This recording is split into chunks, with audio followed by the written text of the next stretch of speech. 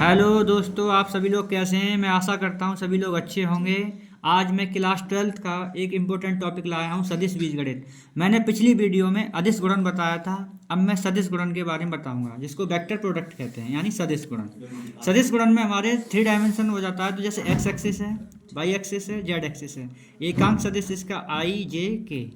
तो हम यहाँ पे इजीली करेंगे। जब सदिश गुणन है तो क्रॉस प्रोडक्ट होता है। इसे हम क्या भी कहते हैं, इसे क्रॉस प्रोडक्ट भी कहते हैं। क्रॉस प्रोडक्ट भी कहते हैं इसको।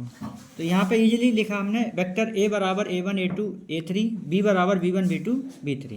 तो ए क्रॉस बी जब लिखते हैं तो इसको सारणिक के तौर पर हल करते हैं। तो आई जे के A1 A2 A3 B1 B2 B3, इसको हम इस तरह सॉल्व करेंगे। इसके क्वेश्चंस मैं आगे बताऊंगा, बट ये फॉर्मूले हैं, इसको ध्यान से देखें।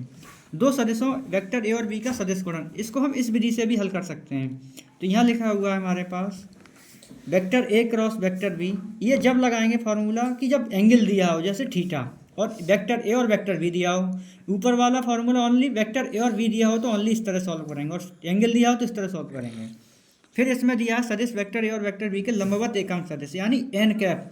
जो एन कैप होता है तो इसको vector A cross vector B अपन मापांक ए क्रॉस वेक्टर बी का मापांक, यानी कि इसको इस फॉर्मूले से सॉल्व करेंगे।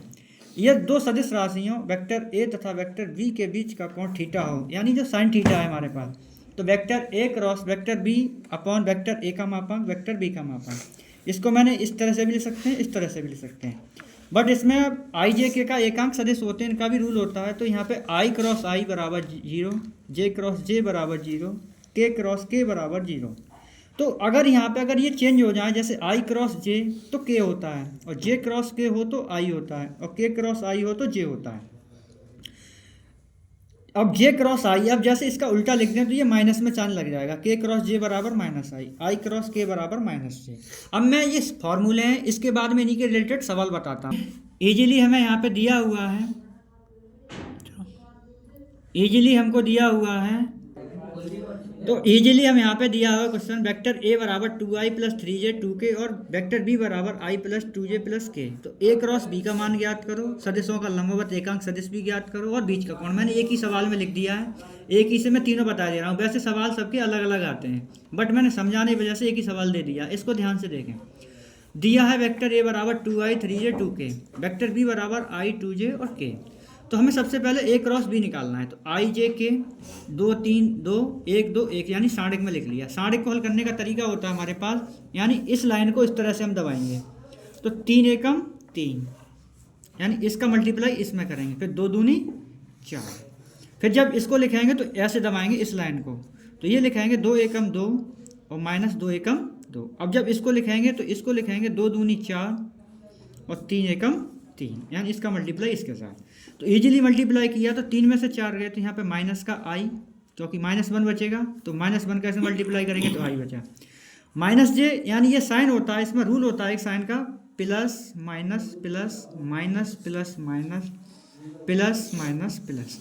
ये सारणिक का साइन वाला रूल होता है, इस पर चिन्ह लगाए जाते हैं। तो हम ऊपर वाली लाइन को लेकर के सॉल्व करते हैं, तो ये माइनस इस तरह से आता है। अब इसको मल्टीप्लाई करेंगे तो ये तो 0 जे हो गया, तो 0 जे, और जिस 4 में से 3 गया तो यानी 1 के। तो हमारे पास सॉल्व होकर के आया -i प्लस के।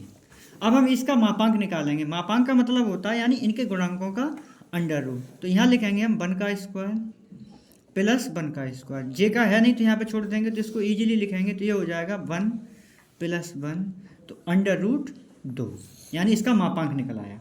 अब हम इसको अब हम यहाँ पे वेक्टर ए का मापांक निकालेंगे। तो वेक्टर ए का मापांक होगा हमारे पास, यानी ए बराबर दिया है हमारे पास 2i 3j प्लस 2k।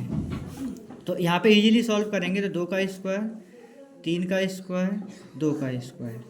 तो इसे सॉल्व किया यहाँ से, तो ये आया हमारे पास, यानी 4 9 4, तो 4 और 4 8, 8 और 9 17, यानी 17 मात्रक। अब वेक्टर बी है तो बी का मान हमारे पास दिया हुआ है i plus 2j plus k। तो इसका मापांक लिखेंगे तो यहाँ पे लिखेंगे 1 का स्क्वायर प्लस 2 का स्क्वायर प्लस 1 का स्क्वायर। इजीली सॉल्व किया तो ये आया हमारे पास 1 प्लस 4 प्लस 1। तो इजीली सॉल्व किया तो 5 और 1 6, यानी 6 मात्रक। अब हम इसका एकांक सदिश और साइन थीटा यानी कोण निकालना बताएंगे। तो मैंने इसमें बताया था लंबवत एकांक सदिश ज्ञात करना है। मैंने ये सब वैल्यू का मान मैंने फाइंड कर लिया है, वेक्टर ए और वेक्टर बी। तो वेक्टर ए का मापांक, वेक्टर बी का मापांक, वेक्टर ए क्रॉस बी का मापांक, ये मैंने पीछे फाइंड कर लिए हैं। तो अब यहाँ पे ओनली इसका लंबवत एकांक सदिश निकालना है। तो एन कैप बराबर होता है vector A cross vector B upon vector A cross vector B. तो हम इजीली यहाँ पे वैल्यू लगाएंगे। तो इसका मान दिया हुआ है हमारे पास -i प्लस के। अब हम इजीली इसका मान लगाएंगे तो इसका मान हो जाएगा हमारे पास √2, यानी एन कैप का मान हो गया।